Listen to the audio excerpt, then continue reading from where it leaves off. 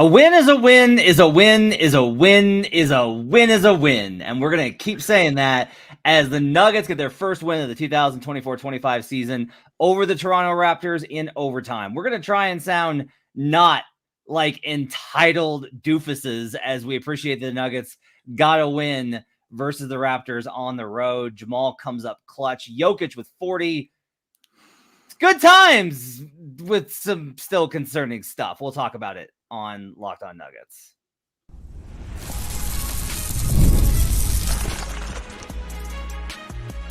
You are Locked On Nuggets, your daily Denver Nuggets podcast. Part of the Locked On Podcast Network, your team every day.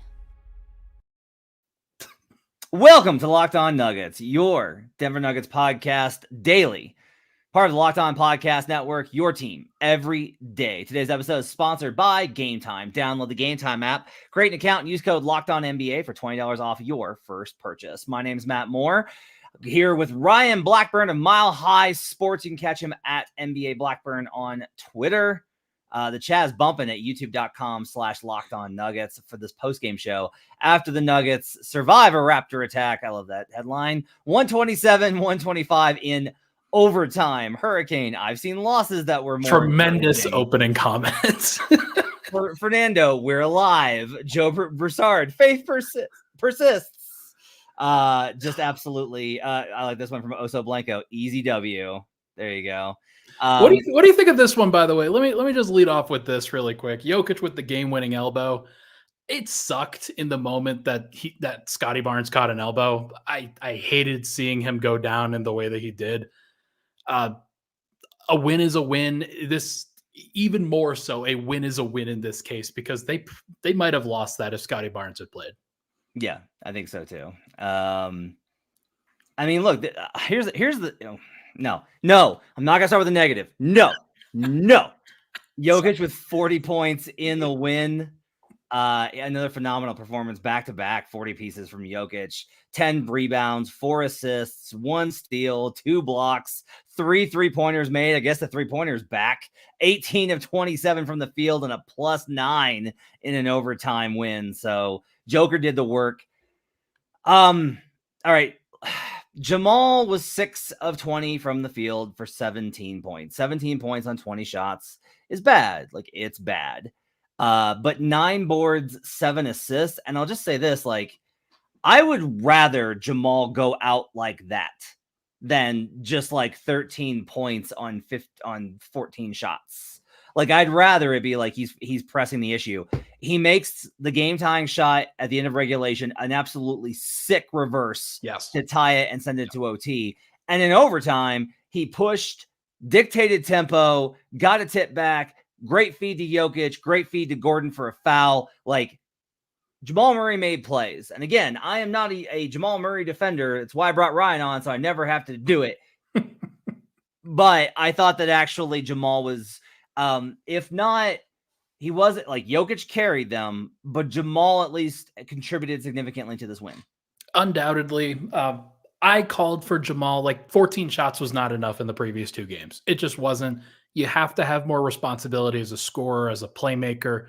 Going back to his hometown, Kitchener, Ontario is an hour drive from Toronto. And I think that I don't know if that played a factor. Like he tried a lot of stuff tonight. And I thought he started off the game pretty well from a scoring perspective and just went into a slump for like quarters 2, 3, and 4. Right until the biggest moment of the game where you absolutely had to have it, and he hits this sick reverse layup around the contest. You're absolutely right. I thought his defense was relatively good tonight. He made a lot of hustle plays. He was trying out there. He was doing everything that he could to try to get Denver a win. And if the process was good, I honestly do think the process was good. The results weren't there with the shooting, but if he continues to use those same processes going forward, I think he will average more points. I think the shots will go down. He is too talented of a shooter to go 6 of 20 every night. Okay. Aaron Gordon had pretty good numbers in this one. I didn't like his defense. 16 points, 11 rebounds, 8 assists for AG, and he was a +11 and 4 of 8 from the field. He also made 2 threes. So, like, can't really say AG didn't do anything. Like AG, I actually contributed here too. Like Jokic had 40, and he was the one that brought them back when they were trailing late. But the offense actually wasn't as much of the problem as this one as the defense. Yeah, and I think that's completely fair. I thought that Aaron, early turnover problems, he had a stretch there in the second quarter where he kind of lost a little bit of it, but he recovered really well, and he only had one turnover the rest of the game, and he played backup 5 in that lineup. That I thought was very, very important for Denver coming back, where they sort of stabilized. They found a group, and we could talk about it a little bit. Russell Westbrook, Julian Strawther, Peyton Watson, Michael Porter, and Aaron Gordon at the same time. That's interesting. That's an interesting group, and a lot more of a defensive group around Michael Porter and Julian Strawther, kind of getting some protection for those guys. Aaron played great. I thought Russ played really well defensively too. Yeah, I commented that he's been good in that, and then it was like he had 2 bad plays, and everybody jumped on me, and I'm just like, but he's been. You mean Strawther or no? Both of them. Oh yeah, I definitely jumped on you for Strawther. It was funny. Yeah, it was. I'm just like, I don't know. I get it with Strawther, but like there was a possession late in the game where they gave up an open 3-pointer because Mike helped all the way down from the corner under the other side of the rim. Like I don't know why that's happening. Strawther, I kind of bake in. Like you have to bake in him making these mistakes, man. Like he just hasn't gotten the reps. Like Strawther gets killed because he's expected to play like a veteran on a team that, like, this is one of the problems is when you have Yoke and I think Jamal's actually defending better this season so far. He's actually defending pretty well. Yeah. But when you have Yoke, especially with where Yoke's at defensively right now, which I would say not the sharpest he's ever been, as Jakob Poeltl just went right through him. Again, Jokic scored 40. He gets all the credit for the win. I'm just saying. Had a great game. Poeltl went right through him. You need good defenders around Jokic, but like Strawther can't. Like Strawther's going to make mistakes. Like that's just going to be kind of part of it. Like that's just kind of part of the equation here because he's still so green. A 111.6 defensive rating for the Nuggets tonight, which actually at one point it was in the 120s. So they really clamped down second half. Like they got this way back under to where they needed it to be. Part of that was the injury to Scotty Barnes and obviously the Raptors. I think especially late, they missed a lot of wide open shots. Like I'm not gonna put that as much more than it actually was. Denver got away with some stuff tonight. They absolutely did. And they needed to. Matt, they absolutely needed to. It doesn't matter sometimes how you get the win. Denver needed to get a win on the board, and they were able to get it this time. And if they hadn't gotten it, when they had an opportunity to take it to overtime, and then Scotty Barnes didn't play in the overtime period, that would have been very frustrating for a lot of people. And then you got to play it back-to-back in Brooklyn tomorrow. So there's a lot of questions. There's still a lot of things that they have to figure out. But I do think that you're right. The defense it's not been the problem so far this year. Swipa is claiming I attack him on Twitter. It's engagement, buddy. I'm bringing more. He said attracts me on Twitter. Well, he did, but I assume he meant attacks. I think that's. I mean, if you're something else going on here. If every 13 seconds you're blaming just one guy, and I don't know about that. Speaking of the bench unit, because like that's the whole thing here is Dario Saric gets completely excited and they go to Gordon at the 5. They got the win. Hurrah. Going to AG at the 5 in game 3 in Toronto. Not ideal. Yeah, but also they kind of had to. Like you watched the first half. You saw what was going on with Dario. He put together one of the worst 5-minute stretches that a backup center has had for Denver in a while. And that's saying something because there have not been a lot of great backup center stretches, and there have been a lot of horrible ones.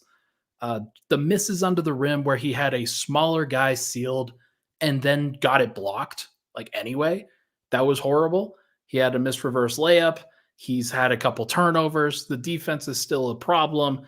And I don't want to, I'm still willing to give him time, and he should be getting back into the rotation. They have to get him going, or else they're going to have to go to Zeke Nnaji, because you can't just put Aaron Gordon at backup center, obviously. And I know that that's what you're getting at. It is too early for doing this. Yeah, I agree. It's too early to do that, but also I get it because if you lose this one, the vibes are even worse. You've just lost to Toronto. You're on a back-to-back versus Brooklyn tomorrow. And yes, Brooklyn's expected to be one of the worst teams in the league. They've been sneaky competitive, which I don't really understand, but it's true. And also, I looked this up. I have to find it. Teams on the second night of a back-to-back after going to overtime in the first 21 games. So the first quarter of the season, last 10 years, you went to overtime. You're on a back-to-back on the road. They're 8-27 straight up. So gonna take a village. It's gonna take a village, and that's been the problem. Is that the half of the village seems like it's got some sort of disease and is infecting everyone else, and that's been a problem. We have to talk about Joker a little bit more though. Like that. We will. We'll talk about it after the break. My only thing on Dario is I'm not saying he's going to be fine. He might just be washed and done. It is the process of reaching that conclusion that I disagree with. Yeah. It is like, well, we haven't seen anything from him this season. It's been 3 games. Like, if Dario had like a fine start and then had a really bad 3-game stretch in January, you would be like, God, Dario's playing terribly this week. Right. But he wouldn't like occupy the ethos of Nuggets online discussion the way that Russ and Dario currently is, because that's all we've seen. Right. And from a coaching perspective, you're always going to find that, and this is always one of the challenges, is this is not working. It clearly doesn't work. Change it. That's what fans get to. Yeah. Like, this is not working. Change it. Make a trade, change the rotation, do everything different. And from a coaching perspective, it's always, okay, but how about if we just like do it better? Like, how about if we make the layup that we should make? How about if we make the pass that is in our play set and in the read for us to make, and we've practiced over and over again? How about if we do the thing and then we can determine whether or not it works or not? And you want to try that first, but also you have to weigh that against, it's just not going to happen. This isn't working. We do have to change something. And I don't know where that line is, because like, this is the problem with the early season is if you start 1-5, it's like complete panic time. I am of the mind in general that, especially with new guys that you add to your rotation, you got to give it at least 10 games. Like you can't just sit here and say, yeah, I got to cut them out of the rotation right now. Dario's going to play. And one thing that I'm really noticing with him and with Russ is that just the chemistry with those guys, it's mostly pick and roll. And I don't really know why. They're trying to pick and roll into a crowd most of the time because Peyton Watson's there. Michael Porter's cutting for some reason. And Julian Straw, they're trying to move off ball, sometimes moves his guy into the lane. And that to me is where the team just has to figure out a lineup that they can trust, has to figure out a line, or even not even trust, but just figure out a group that they can build some camaraderie with and understand where everybody is supposed to be on the floor, what they're going to do from a game-to-game basis. My guess is that Dario has really no idea what these guys are going to do on a day-to-day, minute-to-minute basis, because Russ is very volatile, Julian is very young, Peyton is very young, and Michael Porter, I still don't know what Michael Porter is going to do. So there's a lot of questions in my mind about what the lineup's going to be. Dario, to his credit, has been the grown-up adult who is contesting these shots a lot of the time, trying to rotate, getting back in transition, trying to grab as many rebounds as possible, but battling a crowd often because everybody's out of position. So there are good things that he is doing. It's just absolutely masked by the horrendous moments. And so you just got to get through it and try again in 7 games to figure this out. Let's take a break. On the other side, we'll talk about We'll close with Jokic, but first I want to talk about the question of Zeke Nnaji, and especially why people on any sort of reason believe that Nnaji, quote, is literally better than Saric. He's way more athletic and miles better than him. We'll talk about the Zeke versus Saric conversation up next here on Locked On Nuggets. Today's show is brought to you by Game Time. If you want to get in for Avs games, if you want to get in for Nuggets games, if you want to catch all the great stuff, or Broncos games, all sorts of great tickets, as well as you can catch tickets to theater and concerts and more. You can do all of that at Game Time with Game Time picks. It makes getting tickets to see your favorite teams play even easier. It filters out the fluff to show you only incredible deals on great seats, so you don't have to waste time searching through thousands of tickets. They've got the all-in pricing. You flip that on, you're not going to get caught with any fees that are going to catch you off guard. And they've got panoramic views of your seat in the app before you buy, so you know what view you're getting. Take the guesswork out of buying tickets with Game Time Picks. Download the Game Time app, create an account, and use code LOCKEDONNBA for $20 off your first purchase. Terms apply. Again, create an account and redeem code LOCKEDONNBA for $20 off. Download Game Time today. What time is it? Game time. We'll be right back on Locked On Nuggets. Back here on Locked On Nuggets. Thanks for joining us and making us part of your day. Appreciate you guys being with us. I'm about to go off right now. Okay, so Bilal is in the comments. Zeke Nnaji is miles better than Saric. Based on what, my man? Based on what? Preseason? Couple games last year? I'm not trying to be overly harsh on Zeke because I've argued he got a raw deal. I will tell you that after the Mavericks game last season, Zeke Nnaji was in the doghouse, and it wasn't just with coaches. Okay. Now, I still think the players, if you ask them, I think they still have his back. And I believe them on that. Like, you have to lift up your teammates. But right now is not a place where they feel like confident in him. And it's going to have to take something for him to enter into that. The team has a lot more confidence in Dario Saric than they do in Zeke Nnaji, and that matters. Let's say it's not even about the players. Let's say I'm wrong. Let's say it's just the coaches. Okay. That Mavericks game was so damaging for Zeke with the coaching staff. It is going to take a lot to get in. And that's probably right. There is nothing that Zeke has done to have earned that kind of consideration. Dario Saric has been in the league for a long time. He's been a productive member of teams. If you want to say like, yeah, he was garbage last year for the last half. He was really good in the first half. Okay.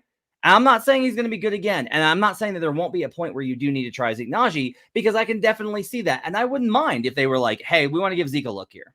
This isn't working. Let's try and give Zeke a look, especially like, hey, let's give Zeke a look next to Saric. Let's actually run Porter, Saric, Zeke, and see what that looks like a little bit, because it's not like Peyton's in a great place right now either. Yeah. Like, I don't mind that at all. This is not an anti-Zeke take, but it is against the notion of like, oh, well, clearly that whatever the other thing that's not being done is the secret answer.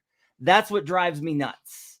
Like, the idea that whatever it is that is not being done, well, if they just change the stagger, that'll fix it. If they just do this, that'll fix it. It's like, if they play more together and they get better and they play basketball better, that will actually fix it. And that's how the players and coaches feel. Like, that just is how they feel most of the time. Not always, but most of the time. So while I think the idea of Zeke is very good as a stretch five with a lot of athleticism, who's not going to look 100 years old, and that Saric has been by far has been horrendous. I'm not going to sit here and say like, well, the answer is just like play Zeke over Saric. He's miles better. That's ridiculous. I know that Nuggets fans are not necessarily super high on Calvin Booth's opinions right now on building a roster. When he said 9 real guys, he meant it. Like, he wasn't lying. No GM says that without having like really considered what that means. The Nuggets have been playing a 9-man rotation so far.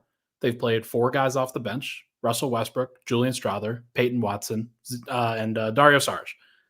Dario's a part of that 9, and he will continue to be a part of that 9 until if he plays himself out of that rotation, then that's a question. That's something that we will have to discuss at some point. It is not now. It's just not. Like, it's still so early for everybody. I'm not gonna sit here and say it's not, because there are things I can expect out of Malone, but he does throw. Sometimes he does get there. Like, sometimes he just does reach those points. Like, I wouldn't be shocked at all if Zeke was in the rotation next game. Like, that's how bad Dario's been. Yeah. You know? And like, could say the same thing about Peyton. Yeah. You know, like Russ was good tonight because he played mostly with starters. Like, Russ was actually pretty good tonight overall. There were some things that I was bothered with, but I do think the foul that he took on Scotty Barnes initially, it certainly got everybody riled up again, and it got some energy back for the team where they desperately needed it. So, look, this bench is still piecemeal, everybody. Like, you're not going to nothing is going to get solved over the course of one Zeke Nnaji substitution. Right. Like, that's the thing that people need to realize here. Zeke Nnaji is not going to save the bench. This is a larger issue than that. If they were to go to Jokic stagger, who would you want at the 5? The Jokic stagger. So Jokic is obviously playing 5 in that, right? No, I'm saying if Jokic staggers with the second unit to start the second quarter, who do you want at the end of the first quarter with the rest of the starters? Probably Dario. Okay. And it's either him or Aaron sliding to the 5. Because here's the thing. I know that the 5 minutes are just a little bit more physical than the 4 minutes for Aaron, but I do think that Denver can limit his minutes still, and they don't necessarily have to play him 40 minutes in order to play him backup 5 as well. That I think is a misnomer. And I think if Denver was a little bit more creative with who they closed with, who they started with, and the different kind of lineups that they could put together, I think that they could save Aaron some minutes, but I just don't know if we'll ever get there. What was the most impressive thing to you about Jokic's night? The resilience. Denver's had it tough. Jokic has had it tough over the course of these first 3 games. And DJ plus starters, something. Okay, that's interesting. I like it. Yeah, I mean, I bet you do. Get off your uppity horse there. Jokic's resilience, I think, is really impressive. He had 2 free throws tonight. He shot 27 times and took 5 threes and barely took any mid-range jumpers. He was mostly around the lane, obviously not getting fouled the entire time, but he only attempted 2 free throws. And in a game where some people are getting fewer foul calls, some people are getting more foul calls, most of the guards are getting more foul calls right now, Jokic just continues to work and chip away. And there was a moment with probably 4 minutes left where he was dribbling the ball up the floor on the left side and just dribbled into a post.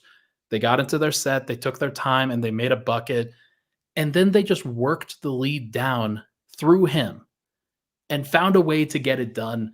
And in those situations, we've seen Joker kind of make some odd plays before. He just got into the post, worked it down, and got 2 points. And the resilience and the physicality and the mental fortitude it takes to actually do that is tremendous. And I don't think people are going to give enough credit to that. 14 of 20, it was a 14, was it 16 of 27? It was a great night. Or 18 of 27, good Lord. Yeah. 18 of 27 for Nikola Jokic, 44 minutes, and he will play tomorrow night, and he'll probably play great. What was Dario, pop quiz, what was Dario Saric's on-court offensive rating tonight? There were a lot of misses. I'm going to say 60. 27. Oh. In 4 minutes, 34 seconds, they had a 27 offensive rating, which is not. You're scoring a quarter of a point.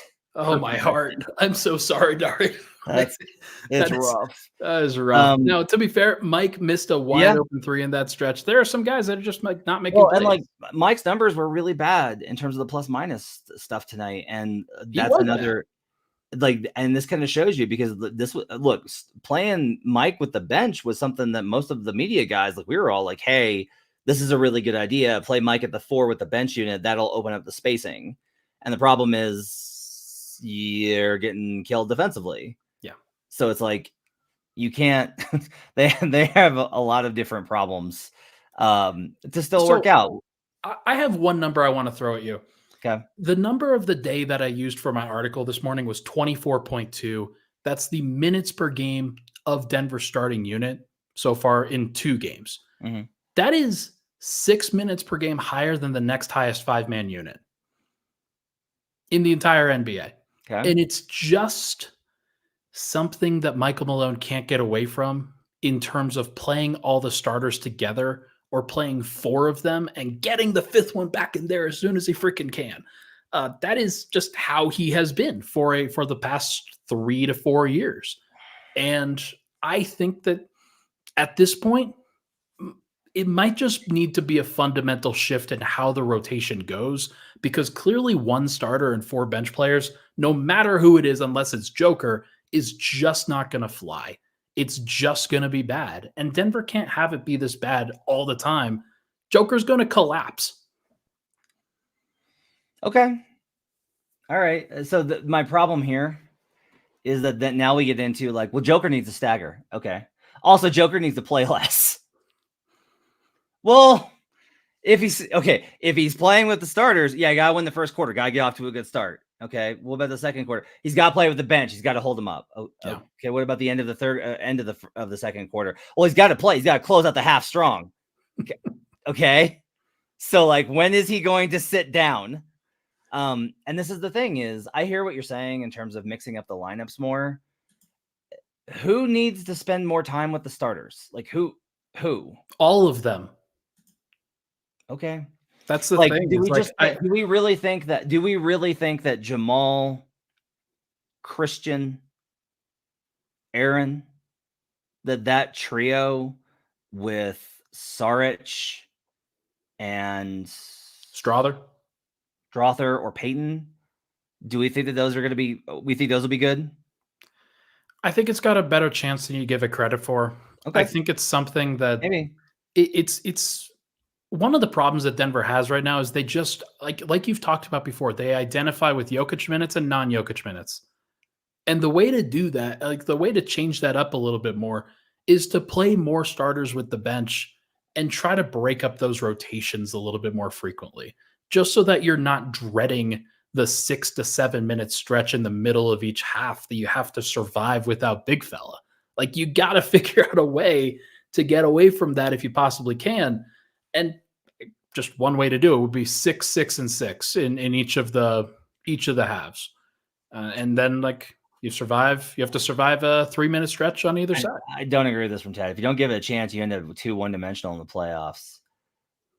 I mean, most teams play their starters to the bone in the playoffs. Yeah, that's not a problem. That's just not the thing here. This is the problem. Is like I get it from they need to conserve the minutes thing. I mean, look, at the end of the day, we're dancing around the fact that they just don't have the guys, and that's become apparent. Yeah, that, like if Russ, honestly, even like Russ has been atrocious from the field, and the shots, just the three. Why? But we know why, because it's him. I think honestly, it could have been fine if Russ is like 7 or 8, right, or 8 or 9, but he's 6 or 7. Yeah, and Dario's 7 or 8, and it's like if Dario was 8 or 9 or 9 or 10, it's fine. But Strother is not really 6. He's close. He's close. He's been the first sub off the bench in the last couple of games. I'm not debating that he's the first sub, Ryan. I'm debating whether or not he should be. Oh, okay. Right. Strother should probably be like 7. Everyone should be back one more in the rotation. Yeah. They also just it's not that they need one more guy. They need probably a guy and a half. But that's the thing. But I don't think it's coming. So they're going to have to figure it out. I will also just continue to say this, though, that, yeah, they play badly. Like NBA players have played badly for the Denver Nuggets. We'll see if they continue to. They won't be on the roster because there will be a change. That's how bad it's been. Like if this were to continue, I would be like, yeah, everything's on the table. Everything's on the table if this continues.